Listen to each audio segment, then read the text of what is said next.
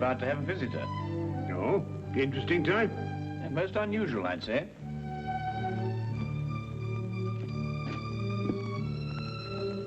I don't see anyone. My dear Watson, the street is hardly deserted.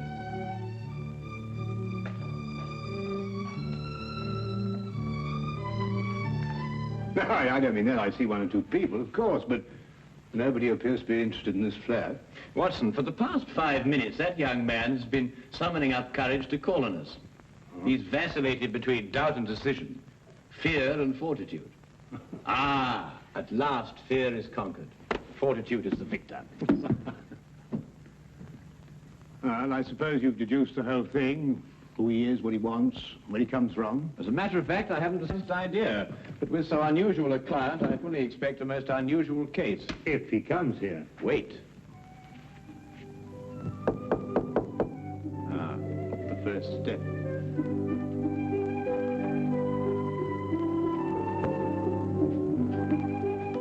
Is this Mr. Holmes' flat? It is. Won't you come in?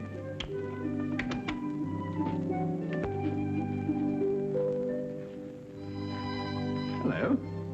Are you Mr. Sherlock Holmes? Yes, and that is Dr. Watson. How'd you do?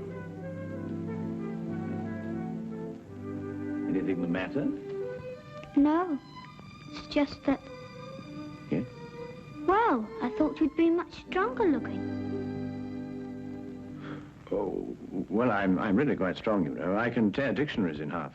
Can you really?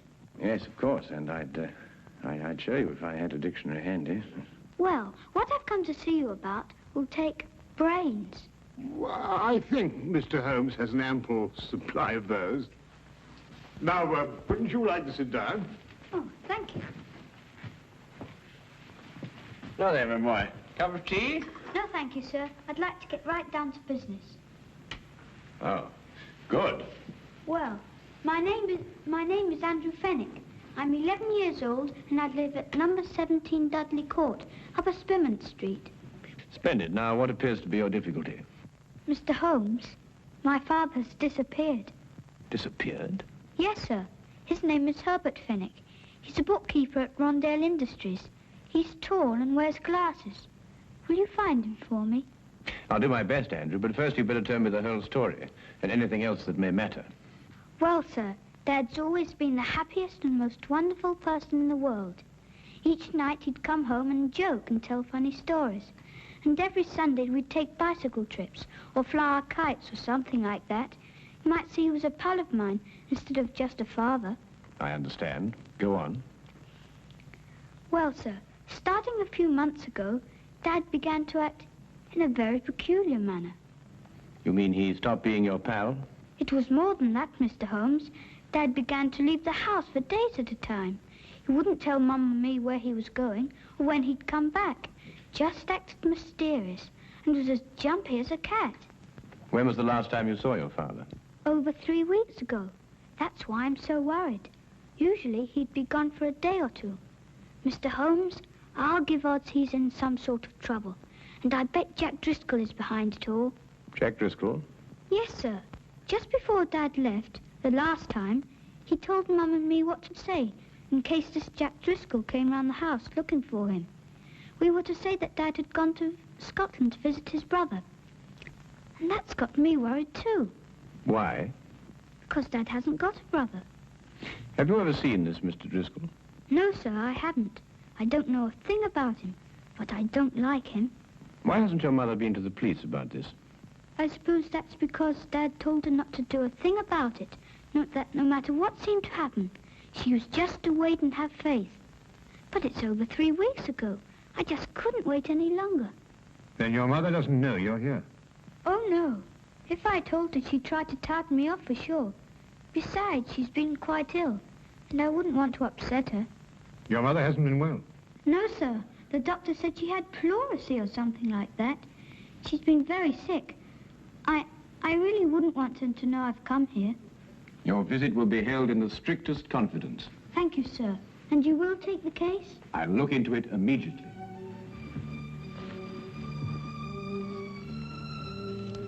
I hope this will be enough to retain your services. Oh, well, no, that won't be necessary, Andrew. But I insist. It's £2 6 shillings. It's all my own money, and I saved every bit of it. No, I think you'd better hold on to it. Perhaps you can do me a good turn someday. No, sir. A business deal is a business deal. Pay on the line and no welching on dips, I always say. Very well, Andrew. It's a deal. But £2 6 shillings is far too much. I'll settle for £1. Really? £1 enough? Quite enough, Andrew. Thank you. Thank you, sir. I'll let you know as soon as I hear anything, Andrew. Goodbye, my boy. Bye, sir. Well, Watson, we'll find that boy's father if you have to search every gambling den in England. Gambling den? Yes, didn't you notice his clothing? Well, I suppose so. Nothing extraordinary there. On the contrary. The shoes were most expensive, but the coat was threadbare. The trousers came from the best haberdashery, and the cap was ancient, attesting to the father's streaks of good luck and bad luck. Yes, but that's not sufficient evidence to label Fenwick a gambler. Quite right, but there were other indications. Young Andrew's speech, if you may recall, was sprinkled with the peculiar jargon of the gambler. Such terms as touted off, I'll give you odds, and welching on a debt. The boy obviously learned from his father. I see. Further, I'd say the man's mysterious trips were to various sporting events held outside of London. Horse races, dog races, and so on. Yes, Holmes, but why should an apparently contented man like Fenwick suddenly turn to gambling? Well, my guess is that the mother's serious illness created a heavy drain on Mr. Fenwick's slender financial resources. He probably hoped for the gambler's classic killing. Well, Holmes, you've certainly answered everything. I'm afraid not, Watson. 2 questions yet remain unanswered. Where is Mr. Herbert Fenwick? And who is the shadowy Mr. Jack Driscoll? Where to, Holmes? To Inspector Lestrade's office. In this particular case, he may be just the chap to help us. Now, that's what a gambler would call a long shot.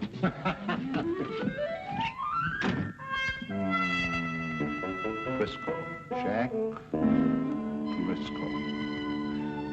Oh, yes, I remember him. He was in the coal business. Oh, no, Lestrade. I don't believe the Driscoll you're referring to has any bearing on this case. Stockbroker? No, I don't think so. Parliament? No. Railways? No.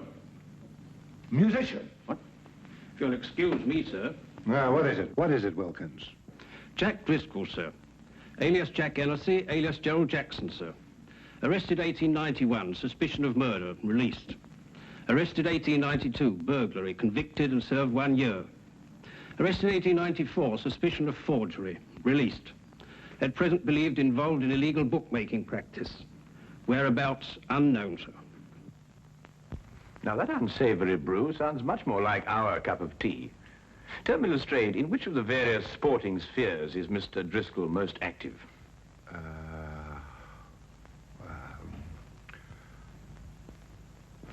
Rumour has it that Mr. Driscoll is concentrating his efforts on prize fight matches, sir. Well, thank you very much for your assistance, Inspector. And you too, Wilkins. Good afternoon, gentlemen. Well, if I know you, Holmes, I suppose now we'll be attending a prize fight. Quite right, Watson. This very evening, hulking Harry Thornton meets Powerhouse Percy O'Noonan at Londonderry Gardens. Powerhouse happens to be a personal friend of mine. You know a fighter personally? My dear fellow, I once blackened his eye for him.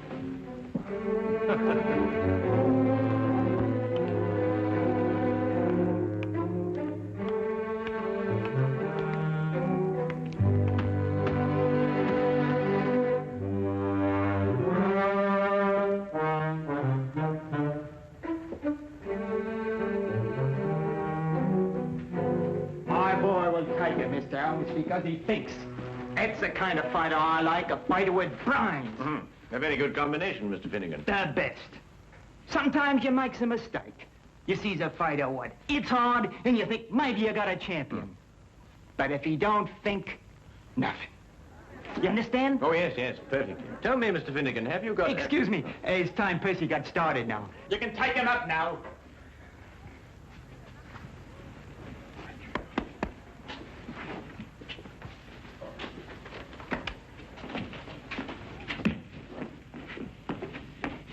Brains? Oh, no, Watson, just a comparative judgment, you know. Well, I'll have to say goodbye to you now, Mr. Holmes, but thanks for dropping in. Not at all. Your boy was highly recommended to me. Who told you about him? Herbert Fennick? Who? Herbert Fennick. Herbert Fennick? You know him? Of course. I was just saying that. Excuse me, Mr. Holmes, I've got to be going now. Curious reaction. Perhaps not so curious, Watson. The proper use of that name may open several tightly barred doors. Proper use? What do you mean, Holmes? Well, if I'm correct, you'll soon see for yourself. Just let's continue to drop the name.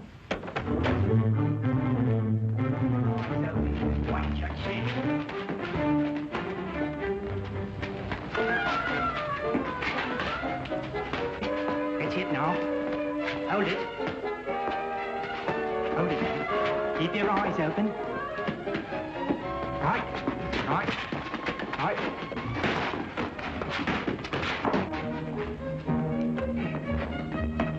Watch it now, Percy. Watch it.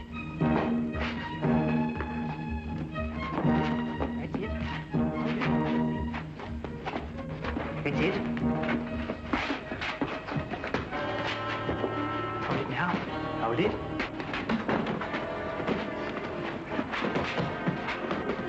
That's right. Keep your eyes open. Keep your eyes open. Now! I tell you to keep your eyes open. Get up!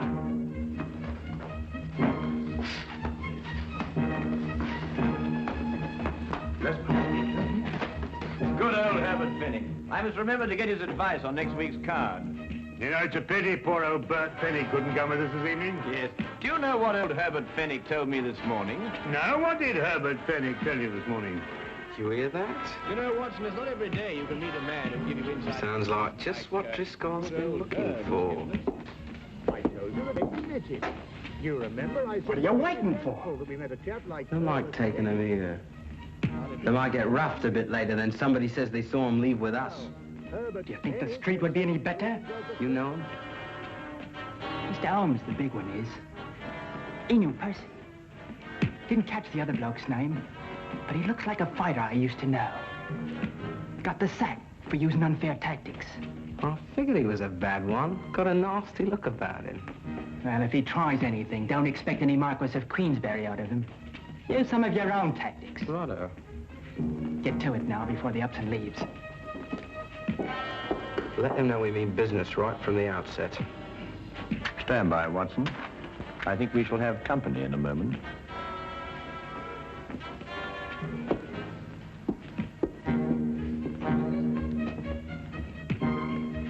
I beg your pardon? Herbert Fennick a friend of yours? Yes, but I don't see why. You come with us.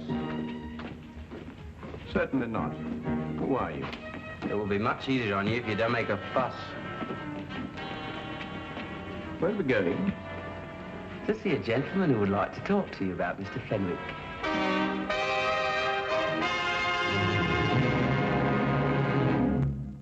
All I want to know from you is where you saw Fennick last. Well, I believe it was at Murgatroyd's saloon. No lie. Here, I say, look.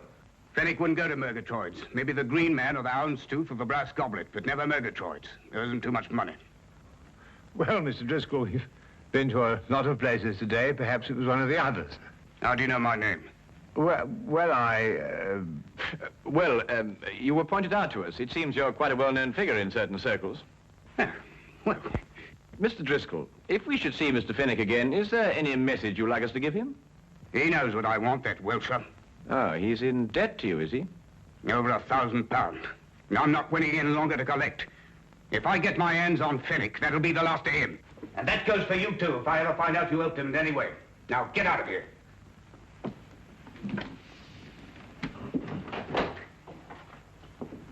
Good evening, gentlemen. People just don't have any manners anymore. And this is not the time to instruct them. Come, Watson. Well, I only hope we're going to a place where they appreciate proper behavior and the finer things of life.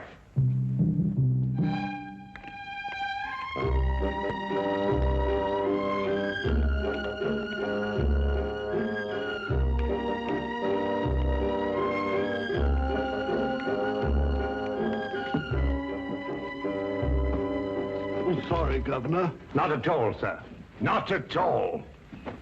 Oh, really, Holmes, we've been to the Coach and Horses, the Green Man, the King's Head. We've interviewed dozens of disreputable characters. Must we go through all this process again? I'm afraid so, Watson. It's the only place that we can obtain some further information as to Fenwick's whereabouts. No. Oh, barman. Yes, sir? 2 pints of mild and bitter, please. Oh, and some information. Mild and bitter's cheap, sir. But not the information, eh? Oh, no, sir.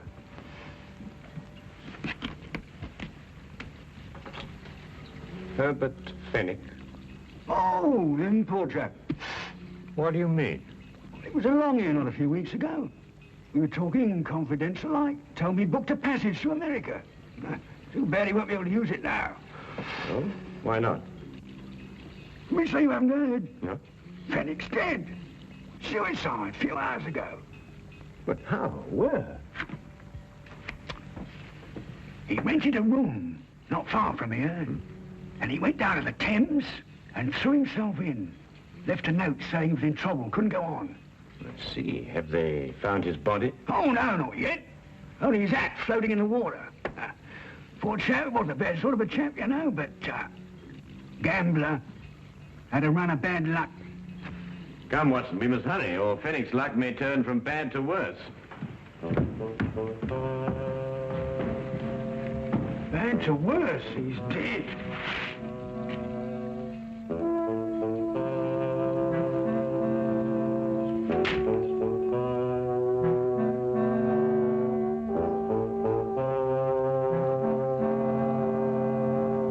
Well, there you are, Holmes. What more do you want? The body. Oh, we'll soon find that. There's no doubt about that. The river patrol's dragging the Thames already. I assure you, Inspector, Herbert Fenwick is still alive. Then why should he write a suicide note? Surely the question is, why should Fenwick write a suicide note in such explicit detail? Listen, this is a terrible thing to do, but I have made up my mind. It is the only way to end my difficulties. Today at 6 p.m., I'm going to the Thames. I will jump from the Hertford Bridge. Forgive me, but have faith. Signed, Herbert L. Fenwick. No, Holmes, I can't follow that line of reasoning. Then perhaps this may convince you. Take a look at that hatband with Fenwick's name on it. You'll notice that it's absolutely brand new, whereas the hat, of course, is unmistakably old. You mean then, Holmes, that Fenwick here had his name put into his band in the last 2 or 3 days? Exactly. Merely a ruse to make people believe that he committed suicide.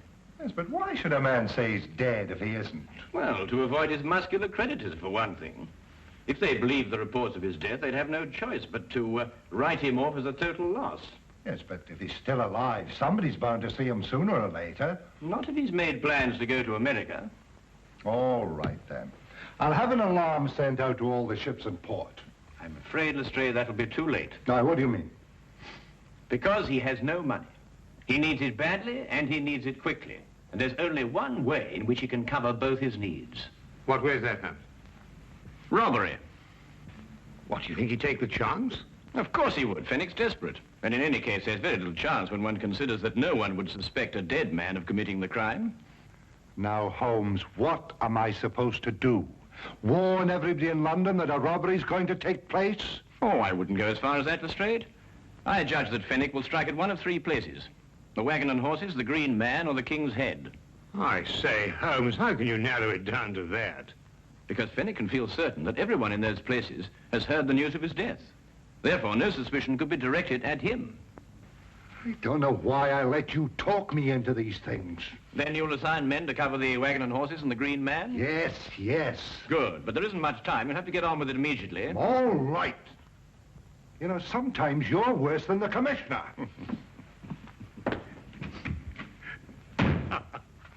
Tell me, Holmes, what about the King's Head? Ah, that will be our little project, Watson. But first, I want you to carry out a mission of the utmost importance. Now, listen to me closely.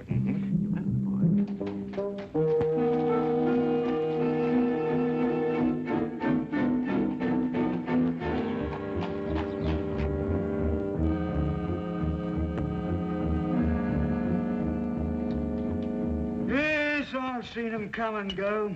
big and small, happy and sad. And I tends to my business and keeps my hands clean. Ah, well, that's a splendid philosophy. Yeah? It's getting near closing time. Oh, yes, so it is.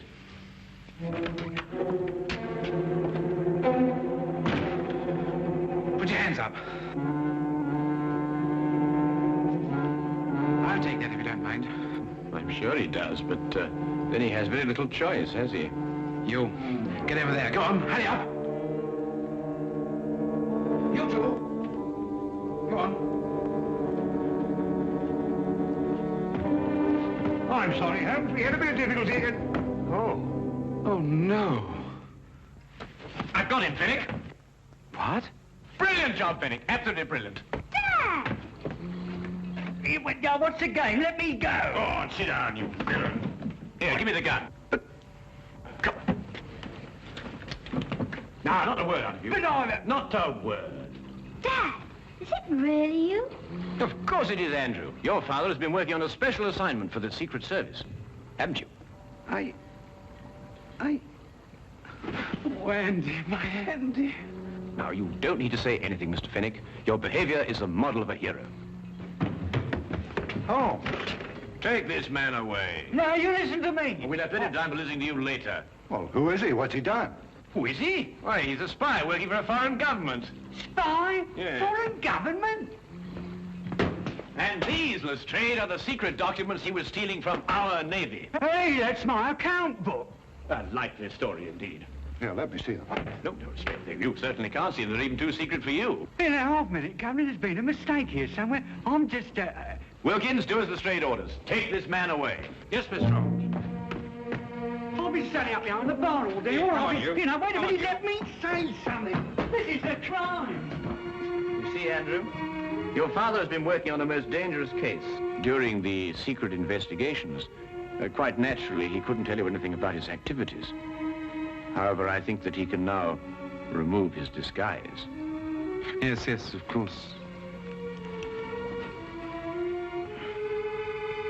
Gosh, Dad, Mum and me were so worried. Your father is really to be congratulated, Andrew. You see, the Foreign Office chose him specially for this very important task because no one in the underworld would have suspected him of being connected with the law. Mr. Holmes, I don't quite know how to thank you.